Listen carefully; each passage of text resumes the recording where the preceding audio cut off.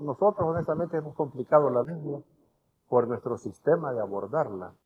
Pero ¿por qué hay ciertos temas esenciales que están ahí como encriptados, que hay que saber descubrirlos para, ¿cómo se llama? ¿Por qué no están tan claros? ¿Por qué no es en blanco y negro todo lo relacionado con su reino? Ay, ahorita no me acuerdo. 1, 2, 3 para hermana Rina. Para el mandarina.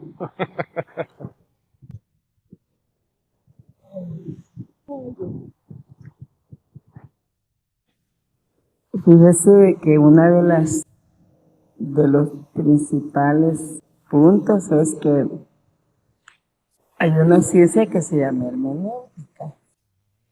Y para interpretar la Biblia tenemos que ver todo el contexto. Pero es el Espíritu Santo el que a usted le va a revelar realmente los misterios del reino. Usted sin el Espíritu Santo, usted es como un ciego que no mira. Pero si a usted el Espíritu Santo le revela, le da visiones, le enseña, ahí dice que nos guía a toda luz y a toda verdad. Si ustedes se dan cuenta, escuchen, todos creo que escuchamos a otros pastores, las predicaciones de otros pastores. De todos esos pastores, ¿han aprendido algo del reino ustedes? ¿Por qué? Porque los mensajes son parciales, basados en el gran contexto de la Escritura, que es la prioridad de toda la revelación es el reino del Señor. Pero ¿por qué el Señor no lo dice en blanco y negro? Si la Escritura es para todo el mundo, ¿por qué no lo dice en blanco y negro las cosas? ¿Por qué uno tiene que andar indagando, yendo, retrocediendo, volviendo a preguntar, volviendo a hacerse preguntas? ¿Por qué no está tan claro todo? Porque Él solo se lo revela a aquel que Él escoge, a aquel que Él quiere, porque dice en una parte de la Biblia que no es del que corre ni del que quiere, sino que del que Dios tiene misericordia. O sea que el reino de los cielos no le es revelado a todos. Algunos no les ha amanecido. Por ejemplo, cuando el Señor, Claudia, antes de que yo hable, 1, 2, 3 para Claudia, dígame. Yo creo que también es porque está oculto para el reino de las tinieblas. Entonces, Acuérdense que esta es una guerra espiritual entre dos bandos. Y ningún reino, ni el de Inglaterra, ni los gringos van a decir, miren, esto estamos haciendo. ¿Ustedes se acuerdan lo que hicieron con Irán? Que lo bombardearon, las bases donde estaban enriqueciendo. Sabía que solamente los pilotos y muy poca gente en tierra sabían de la misión.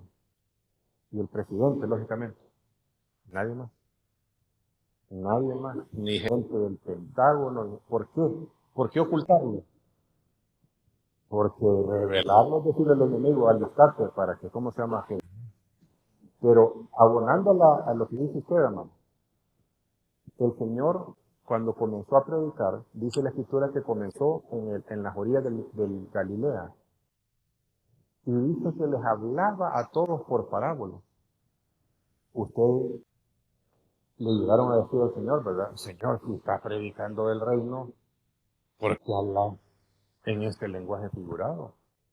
¿Por qué no estás hablando claramente, verdad? ¿Qué predicador, qué maestro se pone a estar hablando, ¿cómo se llama?, en doble sentido, cuando lo que quiere es que la audiencia tenga claridad de lo que está escuchando? Y el Señor, la respuesta del Señor es, que le dice, a ustedes que son mis discípulos, les es revelado el reino de los cielos. Entonces esto es una revelación de Dios para nuestras vidas. Por eso no le amanece, como dice la hermana Rina, no le amanece a cualquiera. Porque es una revelación del Señor para nuestras vidas, el entender, ¿verdad? Y sí, se necesita el gran problema. problema de la hermenéutica, por ejemplo. ¿Qué dice la hermenéutica? Es que, por ejemplo, para que sea una doctrina, tiene que haber dos versículos. Les voy a decir una doctrina que solo pesa en un solo versículo. Y lo dice el apóstol Pablo. Lo dice en una de las cartas a las iglesias. Dice, cuando el Señor bendijo a Abraham, dijo que en su simiente, en singular, no lo basó en un versículo, lo basó en una palabra. En su simiente serán benditas las naciones, las familias de la tierra. Y lo dice el apóstol Pablo, no lo dijo en plural, lo dijo en singular. Porque esa simiente es nuestro Señor Jesucristo. Ni siquiera en un versículo, lo dijo en una palabra, y en una palabra está esa doctrina sostenida, y la diferencia es que es plural o singular. Imagínense hasta donde está encriptado ¿cómo se llama? El mensaje del reino del Señor. ¿Estamos? Hermana Rina, 1, 2, 3, ¿para quién?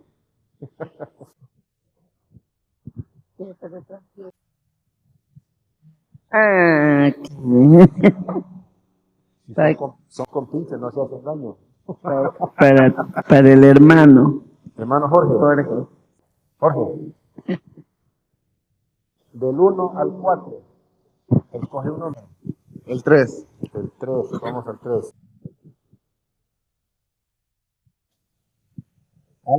En la sección 3 hay 5 preguntas, del 1 al 5. ¿Qué pregunta escoges? La 2. La 2. ¿Qué errores podemos cometer? Oí bien la pregunta, porque no es tan fácil. ¿Qué errores podemos cometer por no entender y estudiar las escrituras en su contexto cultural? Pues probablemente la diferencia que hay ahora, ¿verdad? Todo lo que ha cambiado nuestra civilización, obviamente. Hay prácticas que ya no podríamos llevar a cabo y el mismo Jesucristo vino a decir que no venía a no cumplir la ley, sino que venía a cumplirla, pero es que había cosas más importantes. Y lo que él decía, que era lo más importante, que era amar a Dios con toda nuestra alma, nuestra mente, y también hablaba de amar a nuestros prójimos, como a nosotros mismos, que era lo más importante. Y en ese mismo contexto decía que los escribas hacían oraciones más largas y trataban de hacer como cumplir la ley a rajatabla, pero que incluso para ellos iba a ser peor el sufrimiento, porque ellos ultrajaban la casa de la viuda, del pobre. Entonces ese tipo de cosas es lo que tenemos que evitar. Ese contexto que no es en sí cumplir una ley como tal, sino tener eso en nuestro corazón, lo que decía. Porque, muchas cosas que no las podríamos hacer. Emma, ayudarle. No, el micrófono. Podemos caer en tradiciones. Podemos caer en qué, perdón. En tradiciones. En tradiciones, Sí, por ejemplo, por religiosidad, digamos. por la cultura que se vivía antes, ejemplo, la vestimenta, los sacrificios, por ejemplo, que ya no se dan, ¿verdad? Porque ya en nuestra época Cristo es el sacrificio que tenemos. A ver, déjeme retocar un poquito aquí, porque sí es importante recordarles esto que estudiamos. A ver, comencemos con la primera afirmación, y les va a parecer que es chocante por lo que ustedes, por la experiencia cristiana que ustedes tienen. La Biblia no fue escrita para nosotros, fue escrita por nosotros. A ver si se los explico mejor. Supóngase que Emma y yo estamos peleados y nos hemos peleado por una cartera. Entonces, vengo yo, le doy la cartera a la hermana Rina, la cartera es para él, pero lo estoy haciendo por Emma. Emma es el objeto distante y el objeto inmediato es la hermana Rina. Déjenme explicárselos por qué. A ver, pregunta. ¿Quién de ustedes es de Éfeso? ¿Y cómo dicen entonces que la carta a los Efesios también aplica para ustedes? ¿Quién de ustedes es de Corinto? ¿Y cómo es que la iglesia, cómo es que la carta a los Corintios aplica a nosotros? ¿Quién de nosotros es de Colosas? ¿Y por qué decimos que la carta a los colosenses aplica a nosotros? La Biblia no fue hecha para nosotros, está hecha por nosotros. En otras palabras, hay una realidad que está sucediendo, pero esa realidad que está sucediendo es por los creyentes que son de otras nacionalidades o de otros rubros o de otras etnias que necesitan conocer las verdades de lo que está sucediendo en esa realidad que se está plasmando en las Escrituras. Eso es lo primero. La Biblia no es hecha para nosotros. Si para nosotros hubiera sido escrito en español, ¿o no es cierto? Porque yo le voy a escribir una carta a la hermana Annie y se la voy a mandar en hebreo. No, va a ser fino para ella. Exactamente. Y el Señor escogió a un pueblo, una lengua en la cual revelar su palabra. Entonces, otra vez, están todos los indicios ahí de que no es para nosotros. Y si no es para nosotros, quiere decir que no está hecha, no está revelada la Escritura para nuestra cultura, sino está en un contexto cultural, en la realidad en donde se está revelando la palabra. ¿Por qué es importante? Porque hay palabras que con el uso de los años van cambiando su significado.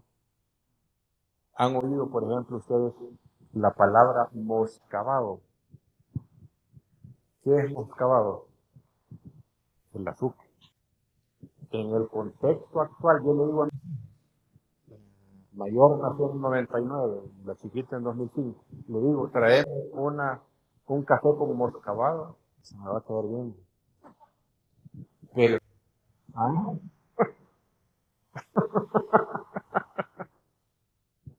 pero si le digo un café con azúcar, va a entender perfectamente. Entonces, con el uso, las palabras van cambiando. Ahora, imagínense, estamos hablando de un libro que fue revelado hace 3000 años. No podemos tratar de entender las palabras sin entender también la cultura en la que se reveló esa palabra. Un ejemplo importantísimo que muy pocos lo conocen es la palabra descanso. ¿Perdón? Sí, pero esa es más reciente, digamos. ¿Qué es la palabra? ¿Qué significa que el Señor reposó, descansó en el día séptimo? Se tomó posesión de la creación que él había hecho. Pero eso no lo entendemos a menos de que entendamos la cultura en la que fue dada las Escrituras. Y hay gente que juzga mal, ¿verdad?, las cosas. Por ejemplo, yo he escuchado a gente hablando mal de las Escrituras diciendo, es que, mire qué contradicción, ¿por qué en Mateo hay una genealogía y en Lucas hay otra genealogía de Jesucristo? Entonces no concuerdan las dos cosas, entonces cada quien anda diciendo las cosas. Están comunicando un mensaje, y el mensaje hay que entenderlo en el contexto cultural en que se nombraban esas genealogías. Por eso es importante. ¿Se ha fijado, por ejemplo, que el libro de Génesis se llama el libro de las genealogías? ¿Por qué? Porque ahí están las genealogías de todos, menos de Melquisedec, porque a propósito no está la genealogía de Melquisedec. Pero hay que entender el contexto cultural. Yo tengo que invitarme a hacer una especie de aprender la cultura, por qué se hace esto, por qué se dice esto, por qué la gente piensa de esta manera. Yo tengo que entenderlo para poder discernir exactamente el mensaje que Dios está revelando. No puedo dejar la el contexto cultural de por medio. Por ejemplo, ¿verdad? Errores que se han cometido diciendo que la parábola de las 10 vírgenes se refiere a un esposo que se está casando con 10 doncellas. No dice, ni la parábola dice eso, y hay que entender la cultura en lo que se está diciendo. ¿Cuál es la cultura en la que se está diciendo? Se está hablando de que había una ceremonia religiosa donde se casaban los esposos y las vírgenes eran las encargadas de recibir a los esposos, ¿cómo se llama? En la casa donde iba a ser la recepción. Pero como no se sabía la ceremonia, qué horas terminaba, no tenían Facebook, no tenían WhatsApp para avisarnos, ellos tenían que estar alertas. De eso está hablando, sí. Por ejemplo, lo que ponías en el devocional de ahora, Ajá. jamás lo había entendido yo así. Yo pensé que de verdad la había matado a la Había hija. sacrificado. Ajá. Nunca la había visto oído la explicación o leído la explicación tal como fue expuesto ahora. Exactamente, porque dice que fue la promesa que hizo Jesús, y eso vamos a ver mañana, es: voy a ofrecer a la primera persona que me salga a recibir, la voy a ofrecer en holocausto. Pues que dice en holocausto es lo que el Señor le pidió a ¿cómo se llama? Pero veamos el contexto. Si vamos a hablar de la cultura un poquito, veamos el contexto. ¿Qué es lo que se afirma en la Escritura? Que la muchacha murió virgen. Que eso quiere decir que no se casó. ¿A qué fue a las montañas? A llorar que se iba a morir. A llorar su virginidad. ¿Qué significa llorar su virginidad? Que se iba a quedar a forrar de años toda su vida. Porque esa había sido la promesa del papá. Hermana Miriam. Pastor, también se nos enseñó, nos han enseñado otros pastores que esa parábola también se refiere a la venida del Señor. Vea. Eso varios pastores nos han enseñado eso. A eso es exactamente, porque nos han dicho que es que es la novia la que está esperando la venida del Señor. Ajá. No, se trata, si ven el contexto en lo que el Señor está hablando, se trata de las naciones, especialmente hablando de Israel. Cuando Él venga a establecer su reino, va a haber un Israel atento a su venida y va a haber un Israel dormido. El Israel atento va a entrar al reino, el Israel dormido van a perecer. Ese, digamos, es un gran contexto. Pero no se trata de que las 10 vírgenes son la iglesia, como muchas veces se ha afirmado. Sí, exactamente. Entonces, no se van a quedar, no se van a ir. Sí, eso es lo que se nos había... Bueno, al menos a mí eso es lo que me habían enseñado. A mí también. Sí, eso asustaban a los hermanos diciéndole que ya viene el arrebatamiento y no se van a ir algunos, así que hay que ponerse a cuenta. Sí, exacto. Ok. ¿Qué otro más de cultura tenemos?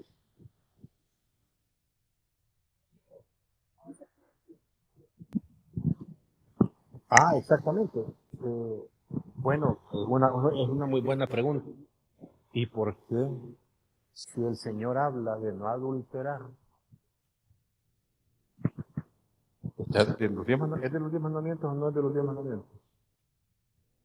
¿Por qué este hombre tenía dos mujeres? Y Salomón tenía 1000. Y David tenía otras cuantas. Explíqueme eso. Como dice, es cultural. Y tenemos que recordar que en esos tiempos antiguos, la mujer que no era sostenida por alguien que podía sostenerla, hasta se podía morir. Porque la mujer no estaba acostumbrada, o sea que no trabajaba. Y en parte es cultural, y hasta donde yo sé, culturalmente hablando, aún entre los musulmanes y los egipcios incluso, pueden tener varias esposas, pero la ley regula eso. Si un musulmán puede tener tantas esposas cómo las pueda mantener. Y si él tiene la capacidad de darle de comer a varias mujeres con todo y sus hijos, la ley le permite, porque todo esto es cultural. Parte de la cultura, pero vayámonos a la Biblia. ¿Por qué, si Dios prohíbe el adulterio, por qué vemos a un Elcana teniendo 2 mujeres? ¿Por qué vemos a un David casándose varias veces? Y no dice que haya muerto el anterior, ¿verdad? Un Salomón que tiene 1000 mujeres y no pasa nada. Porque no estaba legislada la monogamia. O sea, de que también hay leyes. Bueno, porque eso es la ley humana, estamos hablando de la ley humana, estamos hablando de la ley de Dios. En el Sinaí el Señor dijo, no cometerás adulterio. Me imagino que celebraban, se casaban con las que eran casados, no, ninguno fornicaba ni vivía en adulterio, porque todas eran sus esposas. Todas esposas, ahí no habían amantes, no habían. Y las concubinas, pues buenas son amantes. Esas ya solo servían para otra cosa. Pero ya no era para darles hijos de descendencia. Don Abraham, el padre de la fe, tuvo 6 hijos con su concubina, más el 7º hijo que es Ismael, con otra concubina. Con Sara solo tuvo uno. Y entonces, ¿cómo es el volado? A ver, 1, 2, 3 para aquí. Para la hermana Claudia. Eso no tenía que ver para poblar la tierra. No, porque igual, o sea, imagínese ahorita que ¿cómo se llama? Que la monogamia es en la gran mayoría de países, la monogamia es lo que predomina y estamos como estamos, ¿no? No tiene nada que ver con población. A ver, los desempartanos, tiene que ver con interpretación. ¿Cuál era la interpretación que le daban ellos al no adulterar? Para ellos adulterio era meterse con una mujer que ya tenía compromiso o estaba casada. Eso era adulterio. Entonces, si yo soy hombre, estoy casado y puedo mantener otra mujer, no por placer, sino por, ¿cómo se llama? Porque esta no me da hijo, la otra no me da hijo, por las razones que yo justifique, ¿cómo se llama? Podía tomarla como concubino, como esposa, siempre y cuando esa mujer no estuviera comprometida o casada, o fuera viuda o fuera divorciada, con excepción del sumo sacerdote. Bueno, lamentablemente sí, es que no era la ley solo para las mujeres, era la interpretación que ellos le daban a la ley. Cuando le llevaron al Señor a decir, mire, ¿y por qué Moisés permitió darle cartas de divorcio? Eso por la dureza del corazón de ustedes, le dijo el Señor. Pero lo que el Señor ha establecido es que una mujer para un hombre y que sea, como se llama, el fundamento de la vida matrimonial. Cuando viene y aparece el Señor, explica mejor qué significa no adulterar. Dice, si ves a una mujer, dice a los hombres, si ves a una mujer interés, con solamente deseo para acostarte con ella, ya adulteraste en tu corazón. Y ahí lo pone ya más en orden. O sea, está no reinterpretando la ley, está hilando fino para que entendamos de qué se trata. Porque la ley la podemos interpretar a nuestra conveniencia. Muy bien, 1, 2, 3 para quién, ¿quién 1, 2, 3? Jorge. 1, 2, 3 para quién, Jorge. La última pregunta del módulo 1 y después pasamos al módulo 2. Para Claudia.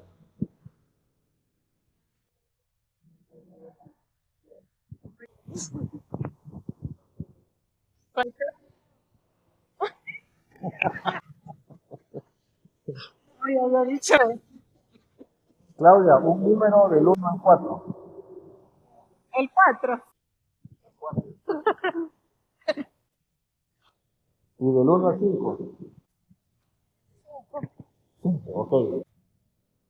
¿Cuál es entonces la manera correcta de estudiar las Sagradas Escrituras? Como un todo. Como un todo. No podemos separar. Esto es como, mire, déjenme ponérselo de esta manera. Y esta es la locura que hemos cometido por no hacer eso. ¿El Quijote de la Mancha es una sola obra o no es una sola obra? No, por eso, el mismo escritor y todo. Sí, pero estamos hablando de la Biblia son 66 libros, pero es un solo. Quien anula todo es el Señor. Ahora imagínese usted que nosotros abrimos las páginas, ahí donde dice que Sancho Panza tenía un burro que se llamaba Rocinante. Entonces, como solo leemos esa parte, el caballo de Rosa se llamaba el burro. Rocinante no me acuerdo de los personajes. Va, y Rosa es el burro de Sancho Panza. ¿De qué? Solo esa parte leí. Decir que Don Quijote de la Mancha se trata de burro. Porque como solo esa parte leí, ¿cómo sabemos realmente de qué se trata la obra de Don Quijote? Leyéndola de principio a fin. En el momento que un pastor dice es jefe del Antiguo Testamento, se voló al chorizo el 75% de la revelación bíblica. ¿Qué hace uno leyendo un libro, una obra tan grande como el Quijote de la Mancha, leyendo nada más el 25%? ¿Cree usted que va a andar acertado en las conclusiones que va a sacar del Quijote de la Mancha? De ninguna manera. Entonces, la manera correcta no es parcializar, no es el sistema de dispensaciones que tanto, y déjenme decir una cosa, los pastores evangélicos, todos los que yo conozco, fueron instruidos con un sistema dispensacionalista. Y me juran a pies juntillas de que ese sistema está en la Biblia. Cuando jamás este sistema de interpretación ni por cerca nos revela el reino del Señor. Por eso andamos perdidos. Por eso hay pastores que le van a decir, y he escuchado pastores incluso internacionales hablando del ladrón en la cruz. Este ladrón en la cruz se salvó siendo ignorante. Se salvó porque no, por la misericordia de Dios. Era ignorante y desenfrenado. Cuando le dijo al Señor, acuérdate de mí cuando vengas en tu reino. Esa es la vida. De lo que leyeron ustedes del devoción de una hora, sabía bien y no sabía bien. ¿Cómo? 300 años de historia le dijo al rey de Amón, mira, vos estás reclamando aquí una tierra que hace 300 años nosotros conquistamos. Y cuando, ¿cómo se llama? Cuando viene Esteban y lo llevan los ancianos a enjuiciar, ¿cuál es la gran defensa de Esteban? Agarra la escritura del Antiguo Testamento hasta proyectar al Mesías. ¿Me explico? Entonces, no se puede entender las escrituras parcializando el estudio de las escrituras. Hay cristianos, amados, que lo único que conocen son proverbios y salmos, y ni siquiera los conocen. Entonces, ¿de qué se trata la Biblia? Es un libro de sabiduría. Es un libro para la vida práctica. Es un manual. Ustedes han escuchado eso a los pastores, ¿verdad? Este es un manual para el hombre. De verdad. Y en ese manual, ¿a dónde dice cuántas horas hay que dormir? No es importante el descanso para nosotros los seres humanos. Como para que si es un manual, me tiene que decir a mí cuántas horas son las que tengo que dormir. En ese manual ni siquiera está cuántas veces al día hay que comer. Se nos dice nada más del profeta Elías que en tiempos de hambruna, ¿verdad? Lo alimentaban en la mañana y en la tarde. Si usted quiere ser bíblico y hacer una dieta bíblica y se va a tener el tiempo, yo no lo tiempos. Y nada de refacción como es en los chapines. ¿Me explico? Entonces, la manera, o sea, la Biblia no es un manual para nosotros, los seres humanos. Es una revelación de los propósitos de Dios para el establecimiento de su reino aquí en la tierra. Para que conozcamos la voluntad del Señor. Y entonces, cuando no la estudiamos de cabo a rabo, pasa que andamos perdidos, ¿verdad? ¿De qué? Si, estudien ustedes de qué, cuál es mañana, que es día domingo, escuchen varios sermones de lo que se va a predicar a lo largo y ancho en las iglesias evangélicas. ¿Y cuál es el centro de atención de esos sermones? El ser humano. El ser humano. Que usted, el Señor lo ha llamado para bendecirlo, para prosperarlo, para darle aquí, para darle allá. Que haga esto y este es el neto y estos son los pasos para aquí y para allá. He escuchado pastores que dicen que este es un sermón de motivación personal. Imagínese usted qué tan perdido andamos. De motivación personal. Este es un sermón para autoayuda. Y el gran problema, más que creemos, hemos creído, porque somos haraganes para estudiar las escrituras, que el evangelio de eso se trata. Y el problema es cuando un hermano está un problemado, dice, para mí el evangelio no funciona. No, lo que te han enganchado en ese evangelio es lo que no funciona. Porque no es ese el evangelio. No es ese la columna vertebral de la revelación de la Sagrada Escritura. ¿Estamos ahí? Entonces, cultura y estudiarla tal cual está revelada es lo que el Señor, parece estar la intención de Dios. Si el Señor amado hubiera nada más que una gracia, cuando más hubiera revelado todo lo ¿cómo se llama? ¿No? 66 y tardarse 1600 años en toda la revelación bíblica. Estamos. Bienvenido, Pedro. Muy bien, vamos a módulo 2. Vamos a módulo 2. Y empezamos. Claudia, 1, 2, 3 para quién.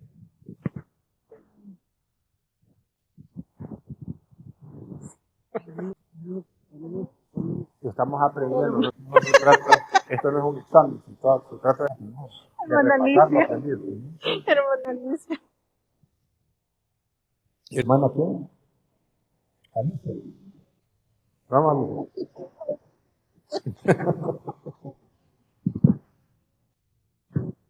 Como no aquí está la Alicia.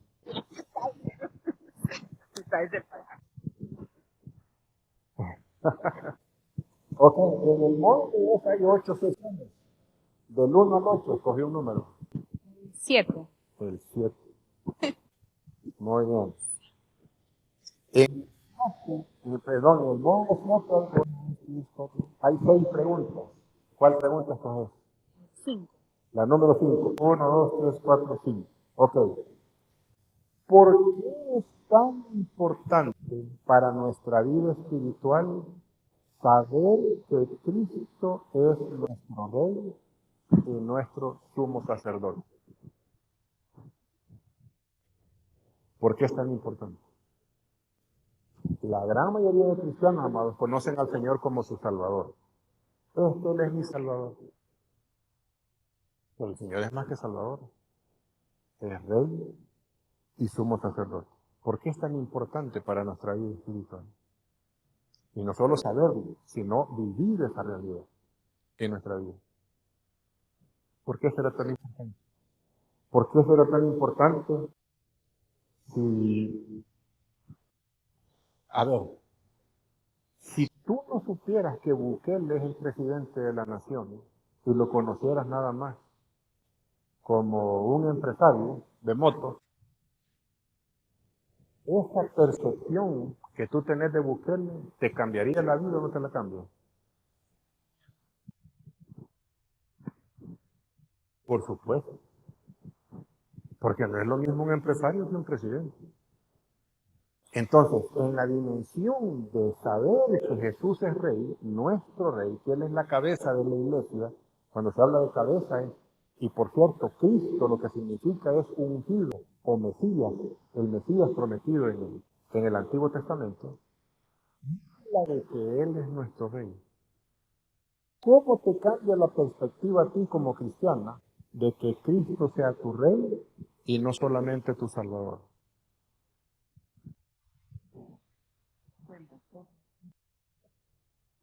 ¿Ah? ¿Alguien se le dio? 1, 2, 3 para José.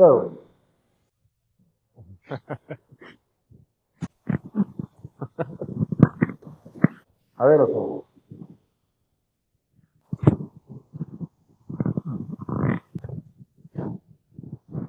Creo que, bueno, no sé, como no estuve en esos módulos, voy a responder en base a lo que, A tu experiencia.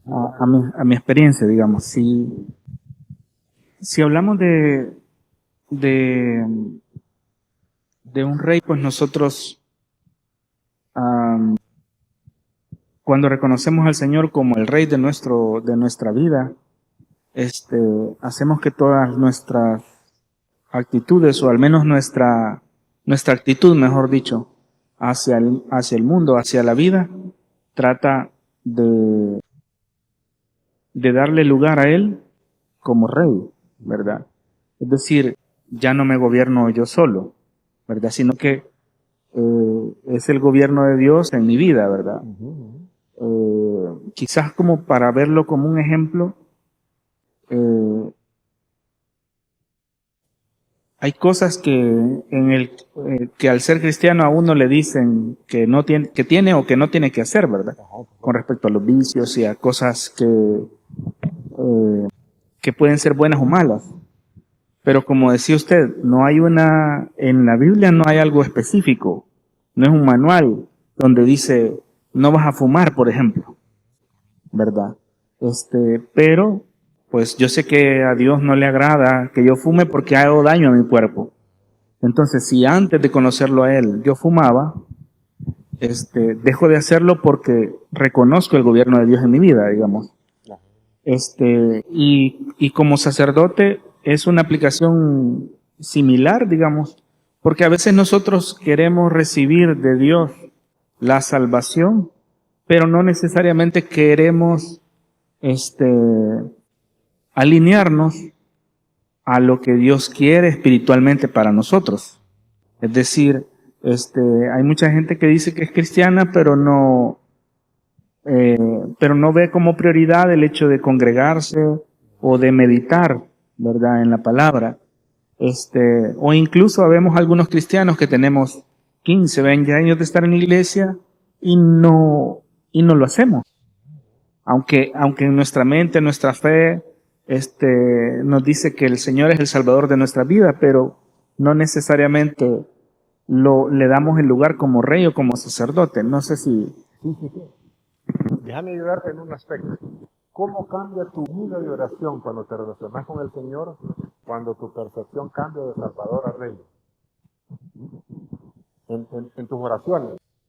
Si estás hablando con el Salvador y tu percepción cambia y ahora dices, no, Él es Rey.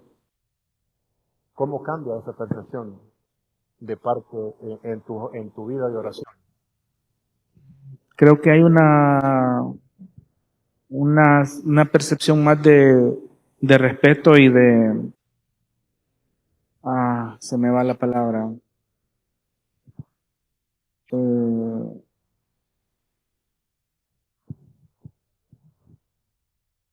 De subordinación. Ajá, que yo ya me someto, digamos, a la voluntad de Dios. Exactamente. O sea, si yo al Señor lo conozco como que si es mi amigo, nada más, yo a un amigo le hablo de una manera coloquial, diferente, a como hablaría, digamos, a un rey. Se le digo, es que mira, que fíjate, que tal cosa. Es más, muchos cristianos, amados, cometen el error a la hora de hablar con el Señor o de pedirle a Dios, decir que yo declaro. que yo dije esto.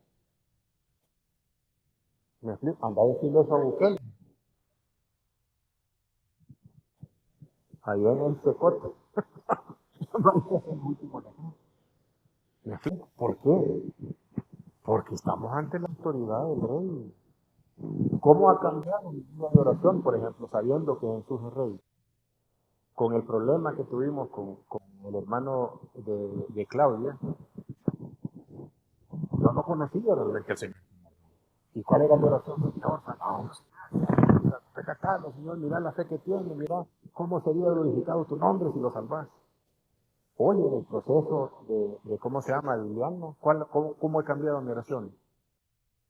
Señor, ¿cuál es tu voluntad en todo eso? Señor, ¿cómo te...? Diferente. Nada de exigencia. Señor, yo no sé tus planes, pero si tus planes son estos y estos, Señor, haz esto que te pido. Señor, pero con un respeto diferente a como oraba exigiéndole al Señor como que si yo, ¿cómo se llama? Y como somos sacerdotes, ¿cómo me cambia la vida de oración? Ah, porque si Él es mi sumo sacerdote, yo entro a la presencia del Señor no por mérito, sino porque Él ha pagado el derecho para que yo pueda entrar. No sé si me explico. ¿Qué pasa cuando somos conocemos? Que yo creo, es que no, mire hermano, yo no puedo ir a la iglesia porque ando caminando chueco, que no sé qué. Porque también no chueco voy a la iglesia, no es al revés. Porque necesito de Dios, voy a la casa del Señor. Le oro al Señor, ¿verdad? Y Él entonces, pero sabiendo que como hijo, pues esa sangre que fue vertida en el Calvario, yo tengo derecho de presentarme a la presencia de Dios. Y tengo esas puertas abiertas, no por mérito, sino por lo que Cristo hizo en la cruz del Calvario. Ven cómo cambia la vida espiritual en nuestra relación con el Señor. Totalmente diferente. Y cuando yo vengo a la casa de Dios, no vengo yo a decir qué hay para mí. Vengo a decir, voy a honrar a mi Rey, voy a adorar a mi Rey, yo voy a conectarme con esa presencia divina para recibir la bendición que Él tiene para mí. Pero ya es una percepción diferente la que tenemos, ¿cómo se llama? Con el Señor. ¿Estamos?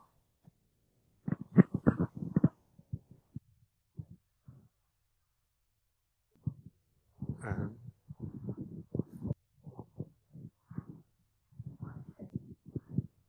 Ajá.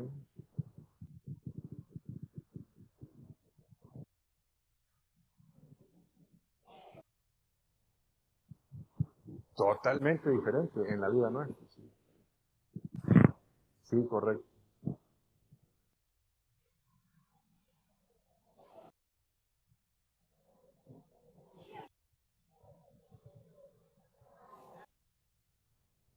Dio sacerdocio temporal, que tenía que estar haciendo sacrificios continuos para seguir permaneciendo en el campamento santo.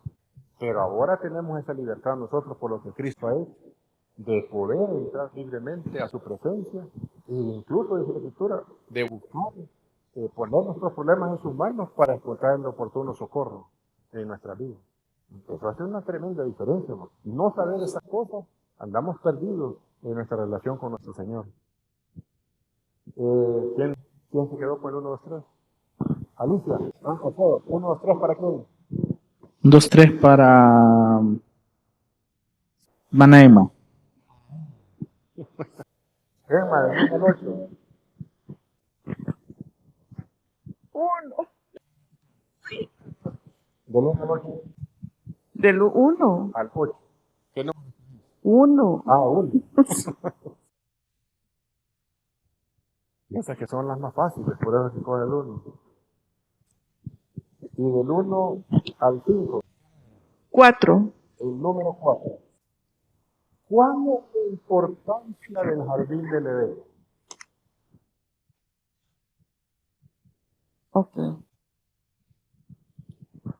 En el jardín del Edén, el Señor estableció su gobierno.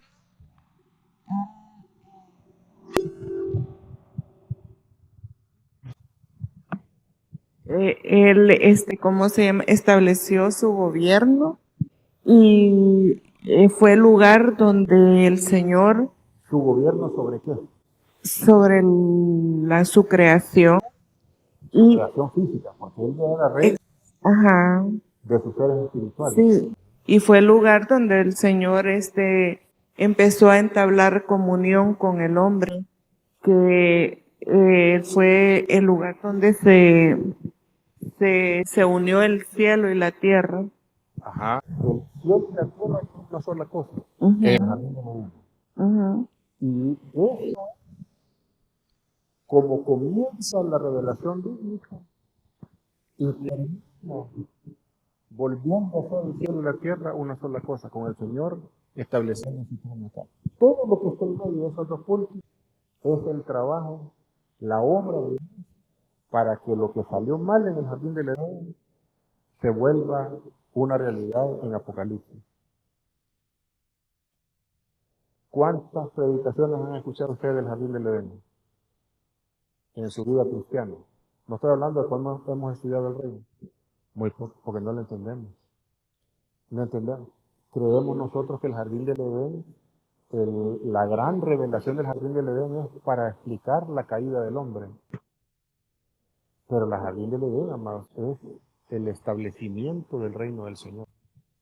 Y lo difícil que es vivir fuera de esa presencia. Porque ¿qué sucedió inmediatamente cuando son expulsados Adán y Eva? Tienen 2 hijos y el mayor mata al menor. ¿Por qué? Porque están desenchufados de la presencia del Señor. ¿Por qué? ¿Qué es lo que hay afuera de la presencia del Señor? El reino de las tinieblas, Satanás, la serpiente que fue expulsada del Edén. Y en blanco y negro, ¿no? Donde no está establecido el reino de Dios en esta tierra, es territorio del enemigo. No, que esta es buena gente, que no sé qué. A tus ojos. Pero delante del Señor puede ser que no. Por eso, esa conexión con la presencia de Dios es tan vital. Déjenme decirle algo. Para los que entendían, los judíos que entendían la importancia de la presencia de Dios, cuando estaban a punto de morir, lo que lamentaban era descender al Seol, donde la presencia de Dios estaba, pero nada más de manera universal. No estaba como estaba en la tierra de Israel. No sé si me estoy explicando. David, por ejemplo, cuando está como se llama, siendo perseguido por Saúl, él dice, ¿sabes qué me dice mi familia? ¿Sabes qué me dice la gente de Israel? Andate en Israel a servir a otro Dios. Porque solamente la frontera de Israel era donde la presencia literal del Señor estaba. Fuera de la presencia del Señor, habían otros dioses, a quienes servían las otras naciones. ¿Me explico, no?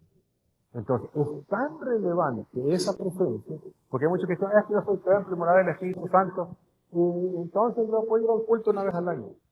Momento. Déjenme darles un tip.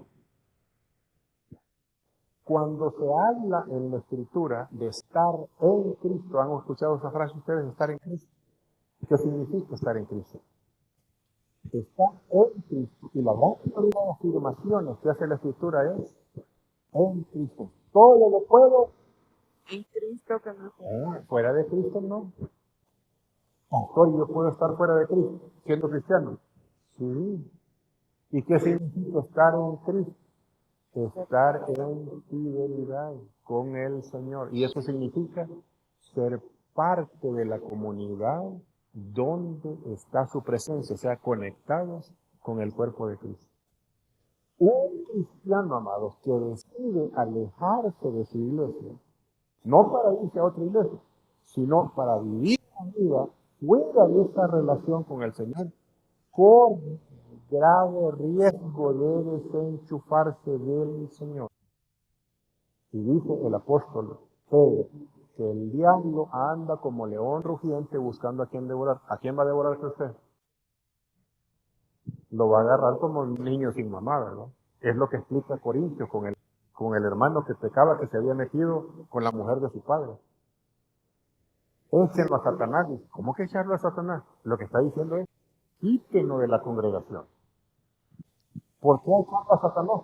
Porque este es territorio donde está el reino de Dios. Fuera del territorio del Señor es tierra del enemigo. Y como es tierra del enemigo, ¿quién es Satanás?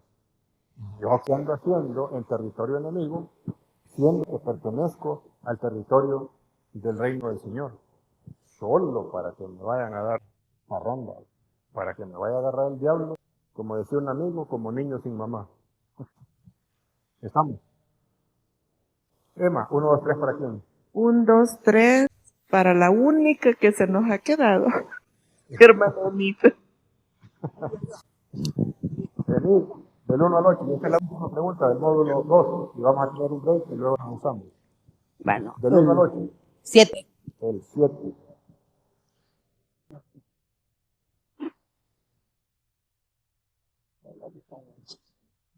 Está bueno.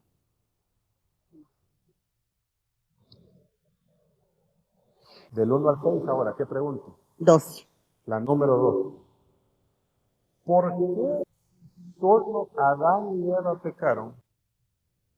La muerte pasó a todos los seres.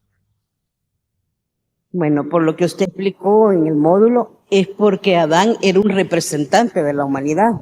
Entonces, al pecar afectaron, entonces por eso pasó el pecado a toda la humanidad. Adán es un sumo sacerdote, al igual que nuestro Señor Jesucristo. O sea, nosotros no morimos en la cruz del Calvario. Así como Adán nos representaba a la humanidad delante del Señor, y la muerte, por el pecado de él pasó la muerte a todos los seres humanos, también por Cristo, no por nuestros méritos, sino por lo que Cristo, porque Él es nuestro representante, nuestro rey, nuestro sumo sacerdote, también nosotros recibimos el regalo de salvación por la obra que Él hizo en nuestras vidas.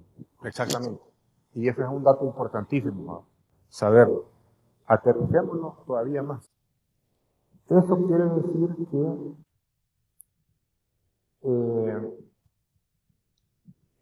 todo lo que somos, todo lo que tenemos, es por la obra y por los méritos de Cristo en nuestra vida. Aquí no hay cabida, amados, para que alguien se la pique, como decimos nosotros los salvadoreños. Y aquí hay un montón de superhéroes y superapóstoles y superpastores que se la pican porque no saben estas cosas. Aquí dice un dicho popular, no pueden haber dos Batman en Ciudad Gótica. Y en el reino del Señor no pueden haber dos reyes. O es el superapóstol, o es el Señor. Pero no pueden haber dos. O es el superpastor, o es el Señor. No pueden haber dos. Por eso algunos pastores están tan perdidos que creen que el púlpito es un lugar de entretenimiento, de darle garabato a la gente, de darle ¿cómo se llama? Circo a la gente. No se trata de eso. Se trata de ministrar la presencia del Señor para que sea la presencia del Señor la que haga la obra en la vida nuestra. Al que lo tiene que ¿cómo se llama? Que confrontar, lo va a confrontar. Al que tiene que consolarlo, lo va a consolar. Al que tiene que hablarle de manera directa en ciertos aspectos. Pero es la presencia de Dios la que hace que nosotros podamos enfrentar el día a día en nuestra vida. ¿A dónde tiene que ver 1, 2, 3? Con Enid. Enid, 1, 2, 3, ¿para quién? Ahora va con represa.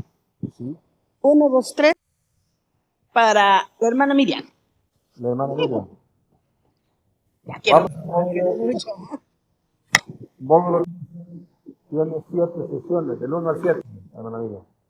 El 6. El 6. Módulo 3, sí, correcto. El módulo 6 tiene 5 preguntas, 6 preguntas. Del 1 al 6, ¿qué pregunta? El 6. El 6. ¿Por qué es importante saber que el pecado de Cam fue tener un hijo con su propia madre para el desarrollo, en el desarrollo de la revelación bíblica.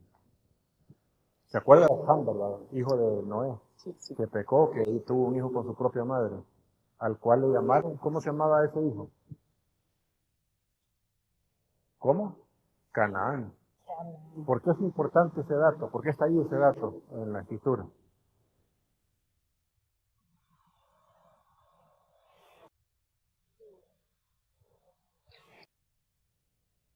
Porque él como que quería, o sea, codició el reinado de su, no el reinado, sino que ser La autoridad, la jefatura de su padre. ajá, Ajá.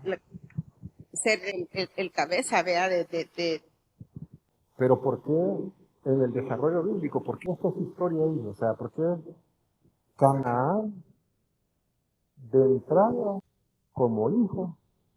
Sabemos más tarde que se convierte en una nación, pero ¿por qué explicarnos la Biblia que lleva esa maldición sobre su vida?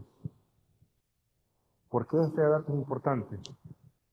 porque se acostó con su, o sea, tuvo intimidad con su madre. ¿Qué sucedió con Canaán más adelante? ¿Qué pasó? ¿En qué se convierte Canaán más adelante? ¿Ah? ¿En qué? Pero, o sea, la tierra que conquistan los israelitas se la tienen que quitar a la gente de Canaán. ¿Por qué ese dato es importante en la escritura?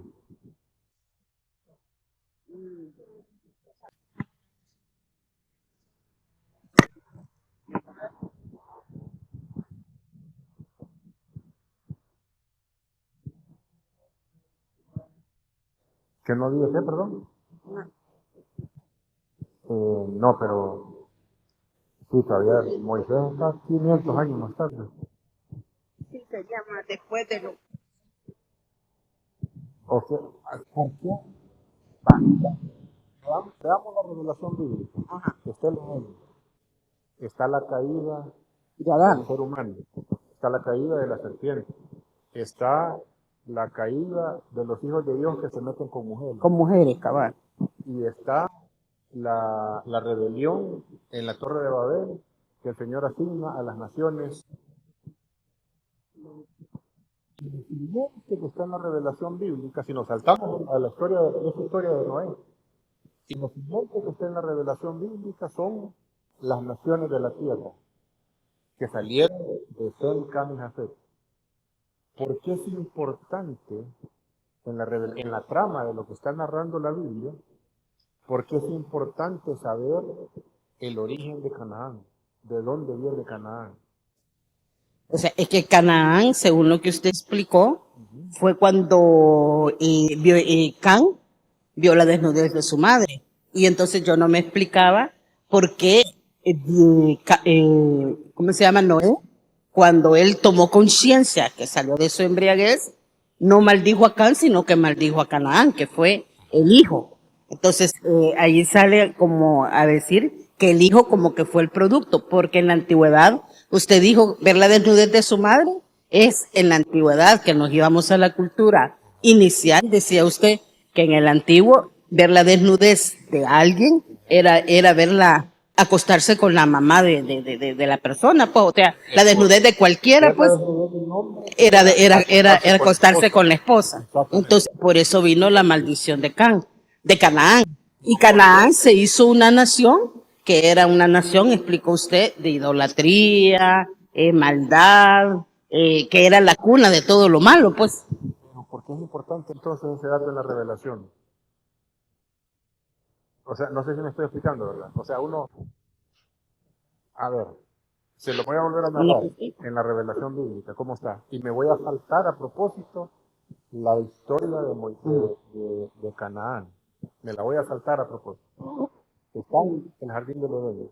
Dios estableciendo su reino sobre su creación física. Se da la primera rebelión. Luego está la caída de la serpiente y del ser humano. Está luego narrado en el capítulo 6 la caída de los hijos de Dios al meterse con mujeres Segunda humanas, rebelión. de donde salen los gigantes. De ahí viene el diluvio. O sea, Lo que está narrando la escritura es la historia de la humanidad desde la perspectiva divina. Pero no tendrá que ver con la rebelión, la tercera rebelión de los seres espirituales. Ajá. No. No, porque ahí ya hubo descendencia a través de naciones de Cáncer y Cáncer. Escuchen que yo les estoy narrando un cuento. Piensen que es un cuento que les estoy narrando. Y ustedes ya saben que dentro de esa narrativa está la maldición de Canaán. A ver si les hace sentido. A ver, narrémoslo como cuento. Y usted me va a decir por qué es importante, si esto fuera un rompecabezas, por qué es importante esa pieza en la revelación bíblica. Porque perfectamente podría no estar esa historia. Y uno dice, ¿entendería yo, dejaría de entender el resto de la escritura si esa historia no estuviera ahí en la revelación? Estamos hablando de que la revelación es un continuo. Y es un solo propósito, el de Dios, de cabo a rabo en toda la escritura. A veces nos narro. El Señor crea la tierra, la pone orden, pone vida, orden, y establece en el jardín del Edén su reino. Hay un ser espiritual de su concilio divino que se revela, que es la serpiente antigua.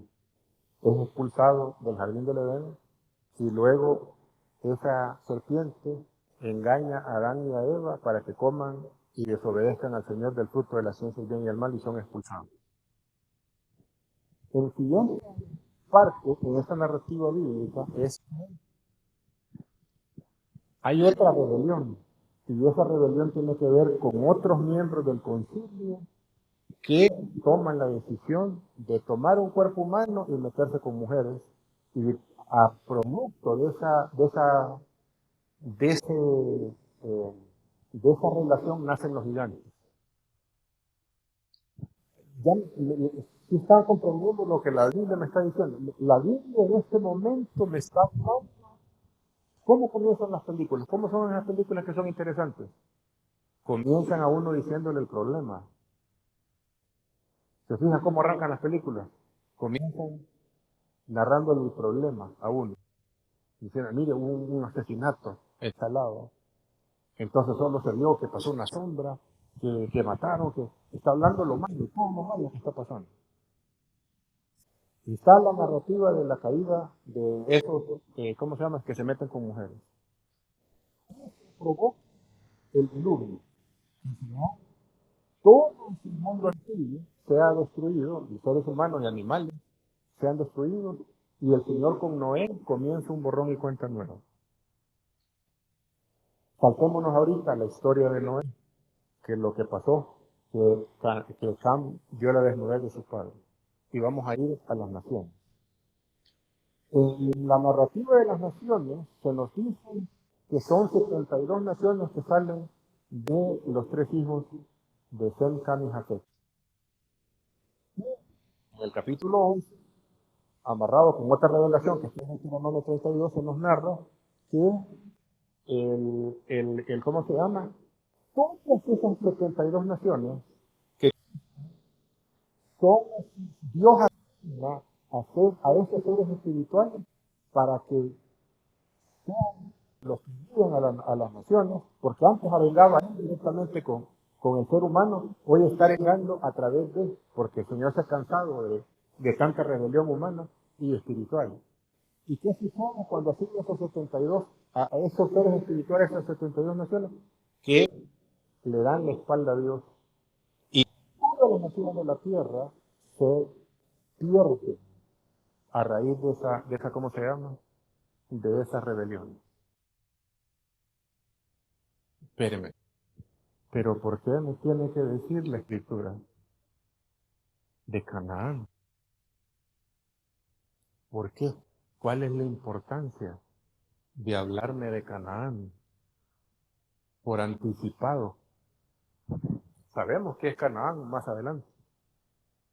¿Por qué me describe? Porque es importante en la narrativa bíblica la historia de que Noé se embriagó, quiso acostarse con su esposa y abuelo, se metió el hijo que se llama Cam, se acostó con su propia madre, y Noé, cuando ya despertó, ¿cómo se llama? El fruto del vientre de esa relación, eh, ¿cómo se llama? Incestuosa, ¿cómo se llama? Fue maldecido. ¿Por qué es importante en esta narrativa?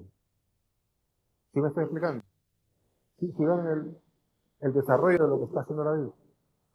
Es que Moisés pensó, a mí me falta aquí un capítulo de escritura, voy a incluir este asunto. No, todo tiene una razón de ser. ¿Por qué? Déjenme darles otro tip. El otro tip, la relación incestuosa que tienen las hijas de Lot con él, con su padre. ¿Qué naciones salen de esa relación incestuosa? Moab y Amón. Espérame. Aquí me está diciendo algo la escritura. Me está narrando que esas naciones son producto del desmadre que existe porque somos una raza caída. Y me está diciendo, cuando yo llego a la vida de Abraham, me está diciendo que la nación de Israel tiene mejores bases, porque es el reino del Señor, porque no nace de relaciones incestuosas, sino que nace de una relación de un esposo con una esposa, donde el Señor fundamenta a la nación de Israel. Usted está viendo el desmadre que está viendo alrededor de donde el Señor va a llegar a establecer su reino. ¿Y cómo va a establecer su reino, Señor? A través de una pareja, como Adán y Eva en el. Pero ahora, todas esas naciones son naciones que no están dentro de lo programado por Dios, sino que son parte del desmadre que está viendo. No sé si me explico.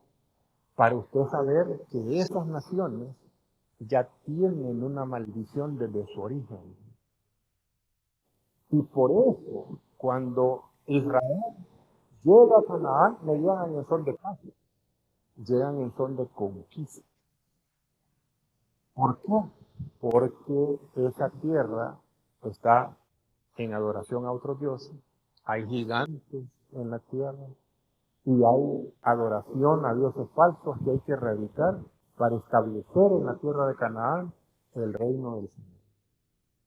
En otras palabras, el Señor me está diciendo en la narrativa bíblica, mira Amón, mira Moab, mira Edom, incluso mira Canaán, es parte de lo que están viviendo todas las naciones de la tierra. Pero yo voy a hacer algo especial en Israel. Yo no voy a causar no voy a originar el mismo desmadre de lo que está sucediendo. Lo que está diciéndole es que ya en la narrativa bíblica le está diciendo que esos dioses son incapaces dioses en el sentido de que se supone que no fue de inmediato la rebelión de estos dioses contra el Señor, sino que poco a poco se fueron endiosando y haciendo, ¿cómo se llama?, teniendo autoridad sobre las naciones y reclamando adoración para ellos mismos en vez de dar adoración al Dios verdadero. Esos dioses son incapaces de establecer un orden de acuerdo a lo que Dios quiere establecer en su reino. ¿Por qué? Porque también se desvían, al igual que los seres humanos. Pero Dios ya lleva el orden en Abraham y en Sara. No sé si me estoy explicando. Porque Abraham y en Sara está la promesa de la tierra de Canaán para establecer él ahí su reino. Esa es la importancia de la historia de Noé. De la historia de, ¿cómo se llama? De Cam. Que ya todos sabemos que la tierra que va a ser después el reino del Señor está maldecido. Y que se necesita erradicar la maldición para establecer la bendición. ¿Estamos? Es que yo no aprecio el hombre a menos de que haya visto el desmadre. No aprecio el dinero a menos de que haya tenido la crisis. No aprecio el matrimonio a menos de que hubiera tenido un ¿cómo se llama? Me explico. O sea, hay que tener una esquina para después disfrutar la rosa. Y eso es lo que estamos transmitiendo. Fuera de la voluntad de Dios, fuera de lo que ¿cómo se llama? Lo que el Señor quiere establecer, este mundo no es un despelote, si no miremos cómo estamos, ¿no? ¿Cómo estamos ahorita como mundo? Es un desmadre, ¿no? Es un desmadre. Hoy lanzo un fosforito en este asunto y les prometo que viene que puede venir una tercera guerra mundial. Los rusos metiéndose con Polonia. Polonia es parte de la OTAN. La OTAN tiene que ver si van a defender y pelear contra Rusia. Si se meten los rusos, se meten los chinos, se mete Corea del Norte, se meten los gringos. Y es un despelote. ¿Quién cree que está causando todo eso? Eso no es de Dios. Eso no es de Dios. Es más, Apocalipsis dice que son espíritus, lo que van a llamar la guerra de Armagedón, son espíritus inmundos. Pero en todo ese caos, Dios tiene la manera de llegar y poner el orden en su reino. Y déjenme decir una cosa, esa es la gran conclusión de todo. La Biblia, hermano, habla de una sola solución. Óigalo bien lo que le estoy diciendo. De una sola solución para todos los problemas humanos. Para la enfermedad, para el divorcio, para niños que mueren de hambre, para gente anciana que son desamparados por sus hijos. Toda la maldad que usted se puede imaginar. Para todos los problemas de los seres humanos hay una sola solución. Uno, no dos, uno. ¿Y cuál es esa solución? El reino del Señor. Usted está viendo la importancia de todo esto. En otras palabras, pastor, aquí que no, miren, los pastores no que nos hemos dado garabato. Que mire, hermano, que si usted hace aquí, que se ayuna 2 veces, y hace aquí, y lee este salmo, y... Hermano, esas son metodologías de hombres. Porque no entendemos las escrituras. Las escrituras, usted lee Isaías, por ejemplo. Problema, problema, solución, el reino de Dios. Problema, problema, solución, el reino de Dios. Problema, problema, solución, el reino de Dios. Así está hecho el libro de Isaías.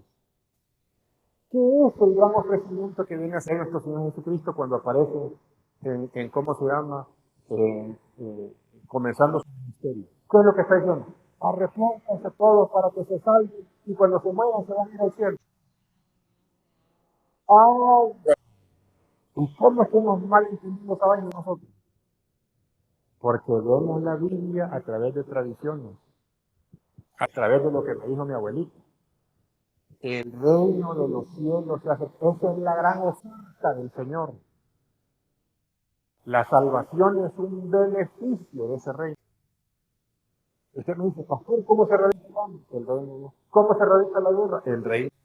¿Cómo se radica el divorcio? El reino. ¿Cómo se radica todo por haber en este mundo? Es el reino.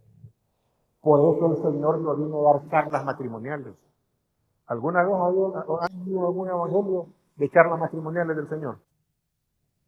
O que se haya reunido con empresarios y les haya dicho, miren muchachos, la manera de manejar un negocio es así, asá, asá. ¿Han escuchado que el Señor se puso a, ¿cómo se llama? A hablarle a los hombres de negocio? No, las viudas estaban solas. No tiene compasión de las viudas. Y entonces le dio un discurso a las viudas de cómo mantenerse en esa soledad que tiene, que como cuando sus hijos se van.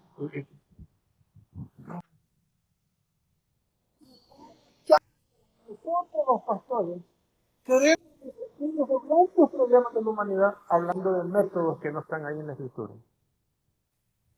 Ese es el grave problema, hermano. Que la solución a todo esto es el reino del Señor. Punto. ¿Usted sabía que no hay una sola parábola de la Escritura que no hable del reino de Dios? El reino de los cielos es semejante a... El reino de los cielos será semejante a... Y si el jefe de jefes vino a hablar del reino, ¿de qué cree que se trata todo eso? Del reino. ¿Me explico? Cuando comenzamos a hablar del reino, hubieron hermanos que me dijeron, bueno, hasta pastores que me señalaron y me dijeron, ¿y usted qué está haciendo? ¿De qué está hablando? Porque como la tradición nuestra es hablar de otras cosas, menos del reino. Y me dijo un hermano, ¿y cuándo va a dejar de hablar del reino? Nunca le dije. Porque la solución es el reino del Señor. Cuando ya uno, con la óptica del reino de Dios, las escrituras, no con la óptica, sino que esa es la revelación como va. Uno dice, hemos estado por la calle de la amargura, ¿no? Ni siquiera sacamos terminación en lo que hemos estado. Porque imagínense, ¿cómo no hay esperanza de un cristiano? ¿Y qué le decimos cómo ganamos alma? Es que si usted se muere ahora, ¿para dónde va su alma? Al cielo, como que si en el cielo vamos a pasar la eternidad, cuando la Biblia habla de que aquí, en la tierra, el Señor va a establecer su reino. ¿Estamos? Entonces, todo es para decir, esto salió mal, esto salió mal, esto salió mal, esto salió mal, esto salió mal, esto salió mal, esto salió mal, y cuando llegue Génesis 12, el Señor otra vez a insistir, vamos a comenzar borrón y cuenta nueva, para lo mismo, su reino. ¿Estamos? ¿Quién tenía el 1, 2, 3? Hermano de Miriam. 1, 2, 3 para quién? Tenemos 10 minutos. 1, 2, 3 para Claudito. Para Claudia. Claudia, del 1 al 7. El 7. El 7. Vamos al 7.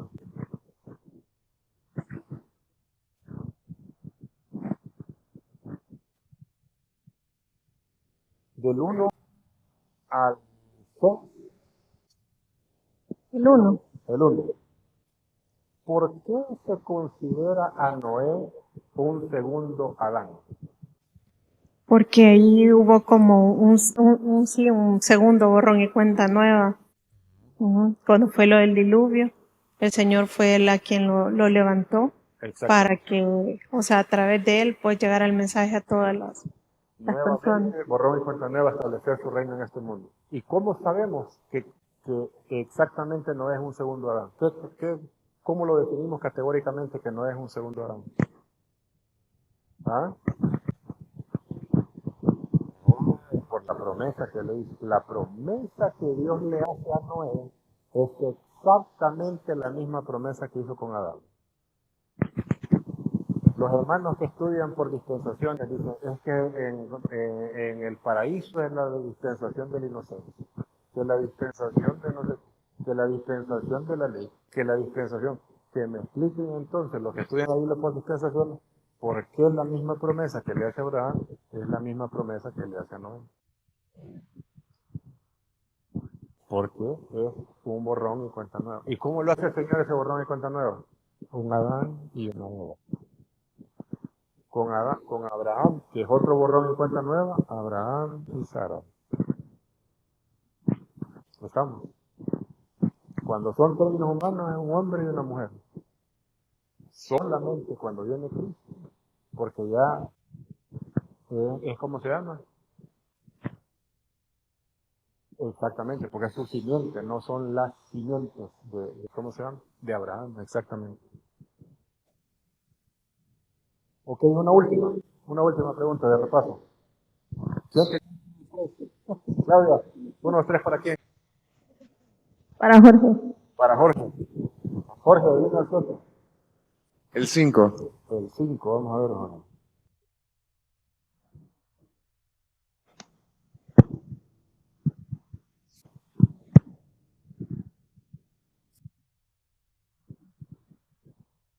Tiene 6 preguntas, del 1 al 6. La 1. La número 1. ¿Qué tenemos de que el arca de Noé es un templo? Pues, como lo definía también que, bueno, se ha dicho que ahí es donde se entregaban las ofrendas, y siempre se ha hablado de eso, de que llevaban el arca, porque es el arca del pacto. No, estamos hablando de Noé, el arca de Noé. El arca de Noé, Ajá. ¿Por qué el arca de Noé es un templo? ¿Qué nos dice que es un templo? pues tal vez la forma en que se construyó, ¿Por qué, perdón? la forma en que se construyó, ¿Y cómo es la forma en que se tenía construyó? cosas bien, o sea, parecidas a lo que hablaba. No recuerdo exactamente, porque eran bastantes cosas, pero hablaba de características similares con las que se construyó. Como el tabernáculo. Ujú. A ver, alguien que le ayude. ¿Se acuerdan qué indicios hay de que el arca de Noé es un templo? O en otras palabras, el tabernáculo y el templo son una construcción humana del Edén. Nunca se les olvide, es el Edén en forma humana. En el Edén que había, la presencia del Señor estaba en ese lugar. En el tabernáculo, la presencia del Señor. En el templo, la presencia del Señor. En el arca. En el arca también estaba la presencia del Señor. Y hay indicios de que, a ver, ¿quién? Claudia, si le da. Pero no, él está hablando, dice que en la construcción del arca hay indicios de que se trata de un tabernáculo, de un templo.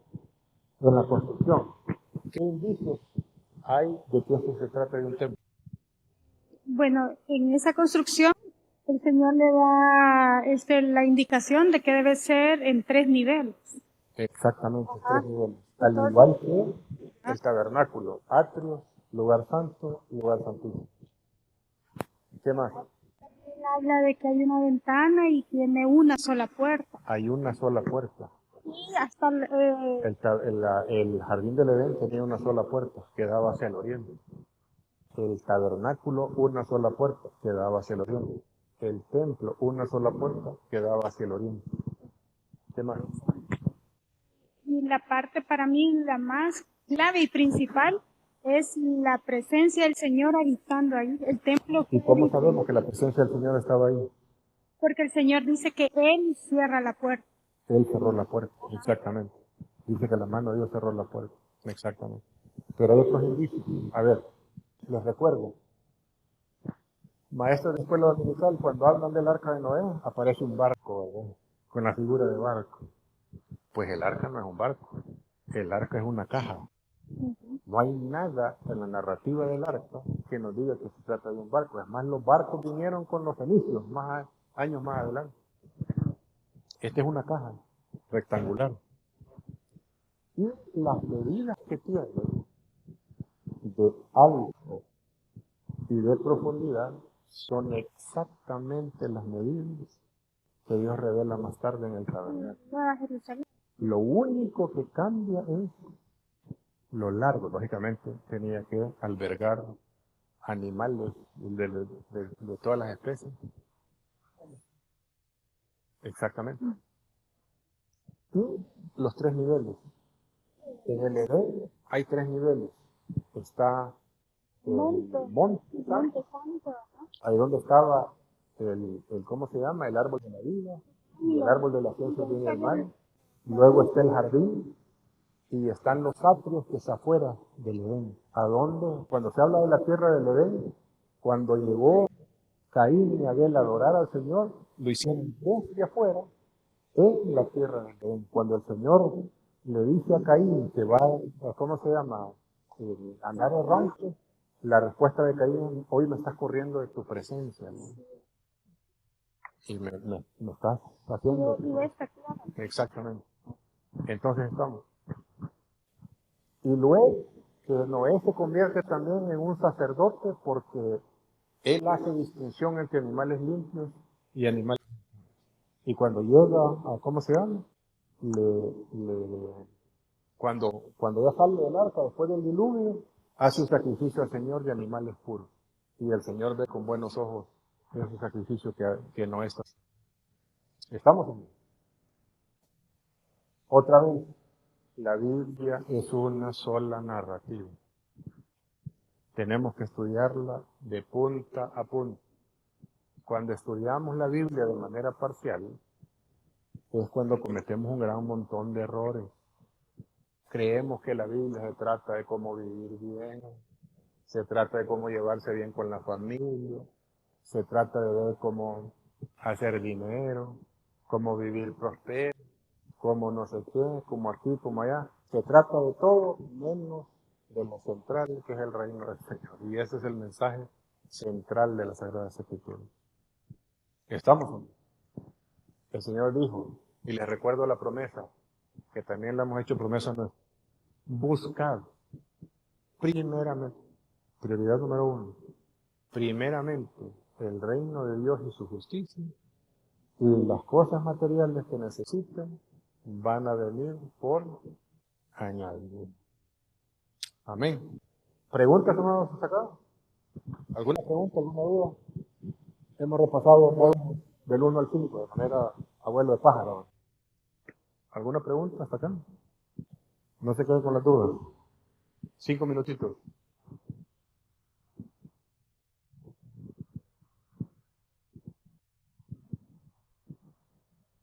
Preguntas. Nada. Mañana vamos a estudiar de la vida de Jefté, que leíamos ahora, que es mayor la presencia del Señor que hacer votos. En la iglesia nos han enseñado a hacer votos con Dios y no hay nada de malo en hacer votos con el Señor. Pero los votos son para cuando no andamos tan cerca del Señor. Pero si andamos enchufados con su presencia, no necesitamos más que obedecer al Señor, sin necesidad de tener que hacer votos. A pesar de la manifestación del Señor en su vida, porque dice la Escritura que el Espíritu de Dios venía sobre él, hizo hacer un voto, porque lógicamente él venía a dirigir un montón de vándalos, y ahora está dirigiendo un ejército para pelear contra ellos, que Dios lo está respaldando. Quiso hacer un voto y lo hizo demasiado a la carrera. Comprometió a su única hija a tener que vivir una vida totalmente consagrada al Señor sin poder ser una madre de familia. Así que no conoció a sus nietos, por lo menos del lado de la hija de esos, hasta donde sabemos. Sí. Yo tengo una duda, pastor, Ajá. con relación al el módulo 5, que hablaba de los pecados voluntarios e involuntarios, que hablaba de la importancia de la sangre y que qué es lo que hacía redención de los pecados involuntarios. Pero en el caso de los pecados voluntarios, que son 4 que se refieren a Dios y 6 que se refieren al prójimo, Ajá. que están plasmados en los 10 mandamientos, Ajá. en el caso de los que cometen los pecados voluntarios, que no hay redención, porque sabemos que son malos y los cometemos, ¿cómo hallamos ese perdón ante Dios? Por ejemplo, el caso de David. David cometió 3 pecados. La muerte, porque sabía que no era una muerte cuando usted habló del exterminio, porque el exterminio es algo que Dios dice que tiene que ser porque estamos en pecado, pues de Dios se habló de la idolatría de los dioses. Pero en el caso de David, cometió 3 pecados. La muerte Ajá. de Urías, el adulterio Ujú. de Bersabé. Correcto. Y Y haberse sí, puesto él ajá, antes de Dios. exactamente. Entonces, en ese caso, como no hay redención, pero David, a pesar de que cometió esos pecados voluntarios, que eran graves ante Dios, Sí, correcto. pero Dios le tuvo misericordia. Sí. Y en ese caso, las personas que cometen, ¿cuál es si no hay redención? ¿Por qué razón Dios le tuvo misericordia a David? Eso está, amados, en la... A ver, Dios conoce los corazones de todos nosotros.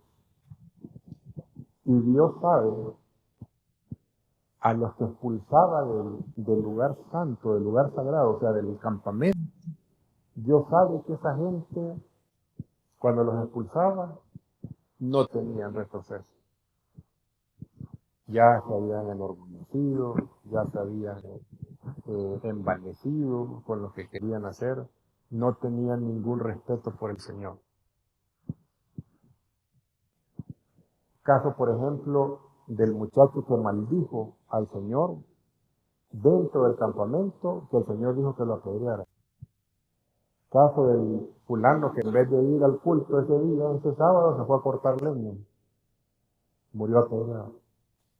Dios que conoce todos los corazones, sabe qué corazones son los que si Él les otorga el perdón o la misericordia, los puede volver a recuperar, así sean pecados de muerte los que han cometido. Pecados de muerte son los mismos pecados voluntarios. David le pide al Señor de una manera humilde, con un corazón contento y humillado, le dice, no me eches de delante de ti, porque lo que le tocaba era ser expulsado del campamento, era que fuera territorio de otros dioses. Misericordia, es más, ni siquiera, sino que la ley decía que tenía que morir apedreado. Él y Betsabé tenían que morir apedreados.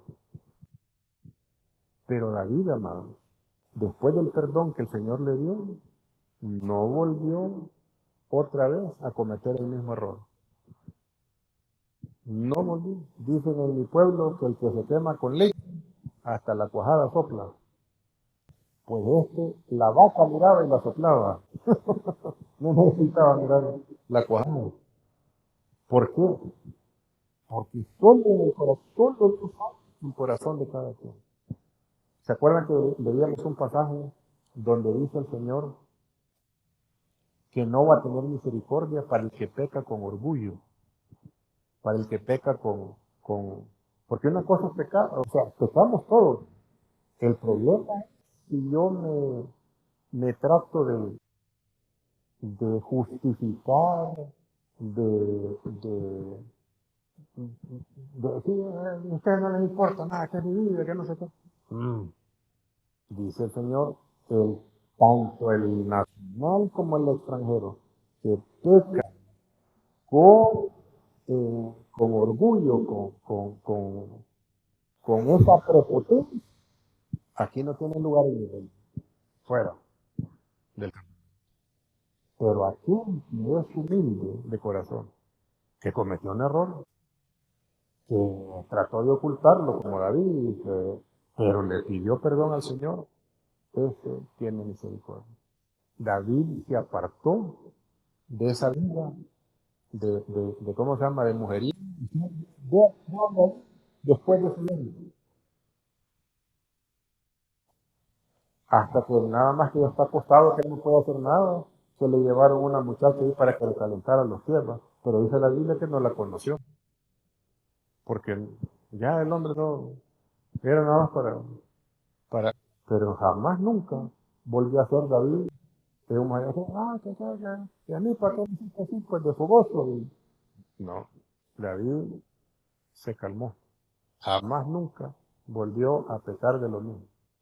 Otra vez, el que se quema con leche, hasta la cuajada sopla. Y eso. Perdón.